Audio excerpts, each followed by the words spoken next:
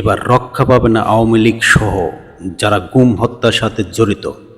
কারণ আগামী সপ্তাহে বাংলাদেশে আসবে তদন্ত ও বিচার করার জন্য জাতিসংঘ থেকে তদন্ত কমিটি ফ্যাক্ট ফাইন্ডিং মিশন।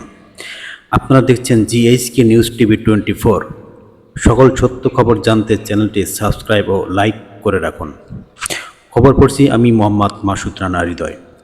কোটা আন্দোলনকে কেন্দ্র করে এ পর্যন্ত যত গুম হত্যা হয়েছে এর চূড়ান্ত তদন্ত করতে আগামী সপ্তাহে আসছে জাতিসংঘ থেকে এক তদন্ত কমিটি ফ্যাক্ট ফাইন্ডিং মিশন।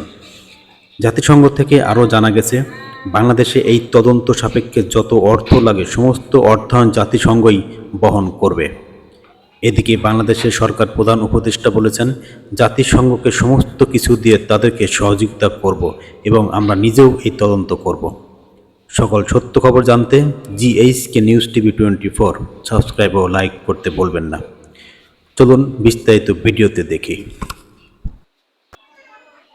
ধন্যবাদ বন্ধুরা ভিডিওটি দেখার জন্য। এরকম সকল সত্য খবর জানতে চ্যানেলটি সাবস্ক্রাইব করতে ভুলবেন না প্লিজ। দেখা হবে পরবর্তী ভিডিওতে। ভালো থাকুন, সুস্থ থাকুন। আল্লাহ হাফেজ।